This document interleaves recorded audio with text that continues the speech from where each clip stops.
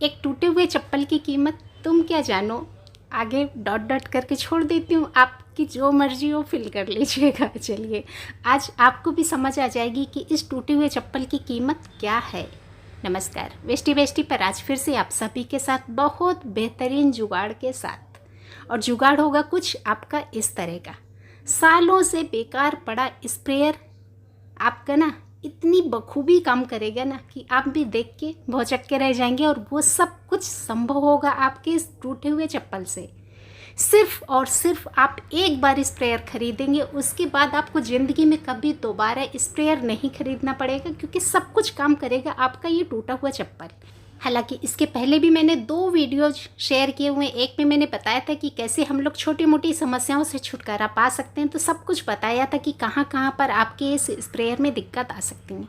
दूसरे वीडियो में मैंने शेयर किया कि जो इस स्प्रेयर का पूरा मैकेनिज्म टिका होता है हमारे ओ रिंग पे। अगर ओ रिंग आपका ख़राब है तो उसको भी आप रिपेयर कर सकते हैं अपने हाथों से।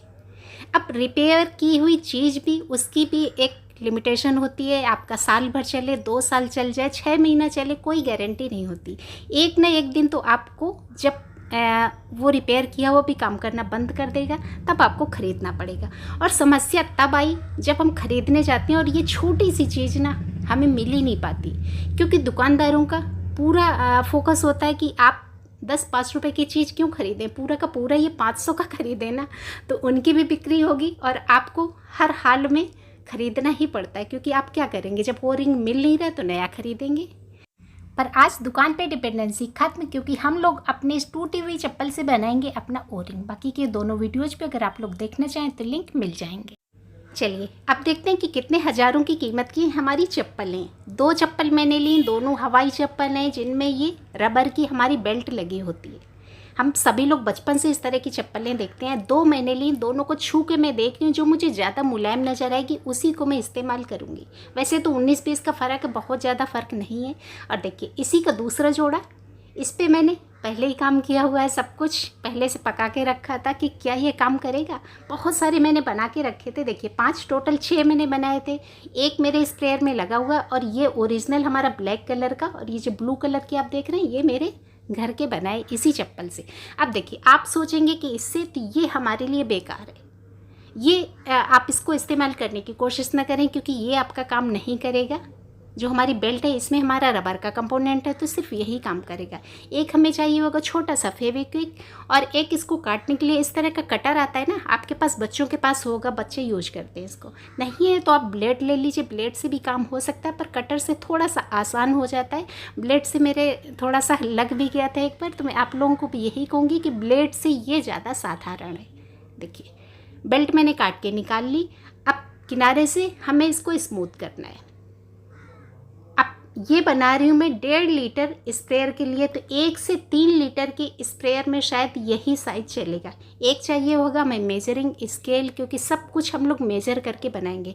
अब इसमें एक साइड तो आपके इंच होंगे, एक साइड सेंटीमीटर और मिलीमीटर। तो यहाँ पर हमें मिलीमीटर और सेंटीमीटर का काम है। देखिए थिकनेस आप मिलीमीटर में नापेंगे, mm आपका 2 से 3-3.5 mm तक की आप मोटाई ले सकते हैं, और लेंथ सिर्फ 6 सेंटीमीटर आपको लेनी है। 6 सेंटीमीटर मैक्सिमम लेंथ होगी, इससे ज़्यादा आप न लें। इसके बाद थोड़ा सा 19-20 होगा तो हम लोग इसको काट के छोटा कर सकते हैं। किनारे से हल्की सी पट्टी में इसकी काट के निकालूंगी, क्योंकि ये जो हमें पीस निकालना है ना पूरा हमारा स्क्वायर होगा। मान लीजिए हमने इसकी थिकनेस ली 2 mm की, 2 मिलीमीटर की, तो इसकी चारों साइडें 2 mm की ही रहनी चाहिए। आपने 3 mm का लिया है तो चारों साइडें 3 mm की ही रहनी चाहिए। बस यही आपको ध्यान में रखना है। बाकी थिकनेस आपकी 2 mm से लेके 3 mm तक, यहाँ तक कि 3.5 mm तक भी आपकी चल जाएगी। लेंथ आप 6 सेंटीमीटर, यही एक परफेक्ट आपका मेजरमेंट है। अगर आपने इसको ध्यान में रखा तो आपको कोई भी समस्या नहीं आएगी। देखिए कुछ मैंने ये काट के निकाल ली।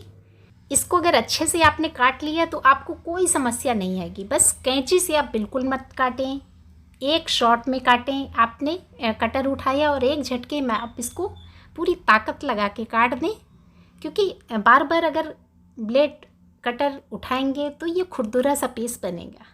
अब देखिए ये जो हमने काटी ये स्क्वायर, पर जो ओरिजिनल हमारा ओ रिंग है वो होगा हमारा गोल।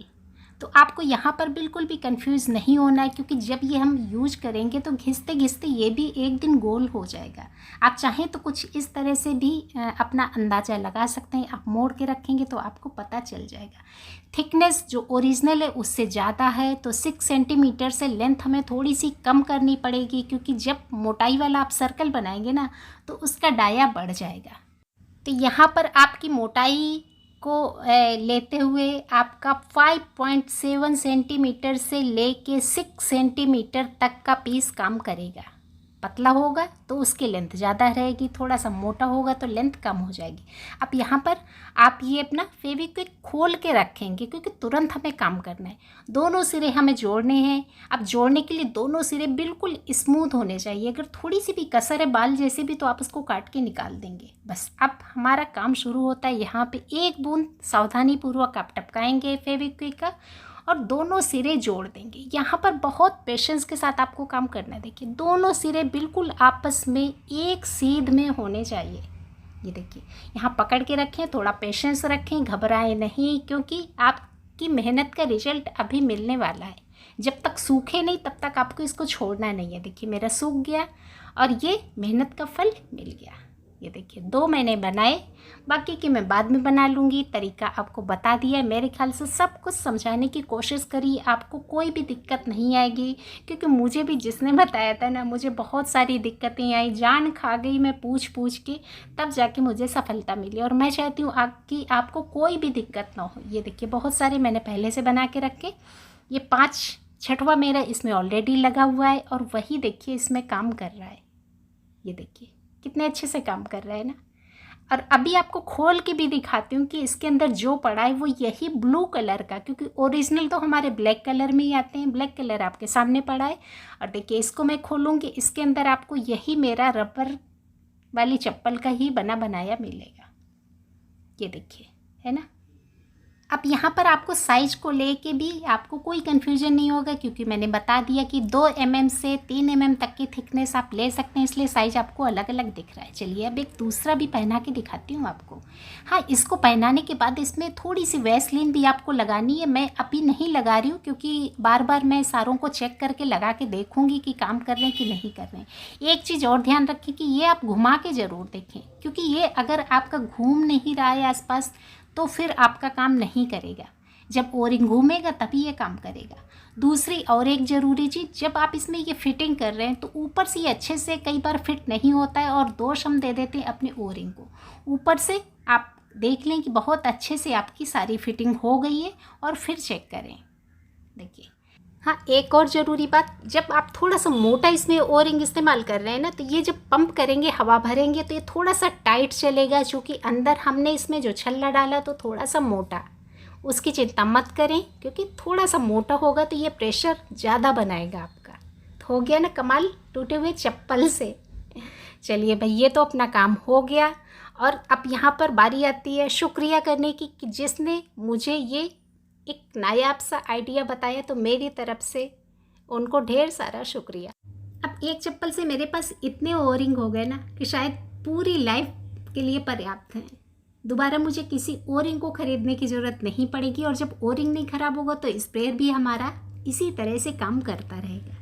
अब ये तो हम लोगों ने रिपेयर किया अपना छोटा वाला, पर उनका क्या जिनके पास 5 लीटर का, 5 लीटर के भी हम लोग आज रिपेयर कर ही डालते हैं ना। अगर वेस्टी पे सब कुछ जुगाड़ होता है तो 5 लीटर के भी कुछ ना कुछ जुगाड़ होगा। बिल्कुल जुगाड़ है और आपके घर में ही है। देखिए अगर आपके किचन में इस तरह का कुकर है ना, गोल जिसमें रबड़ लगती है, मेरे पास ये कुकर नहीं है वरना मैं बना के दिखाती।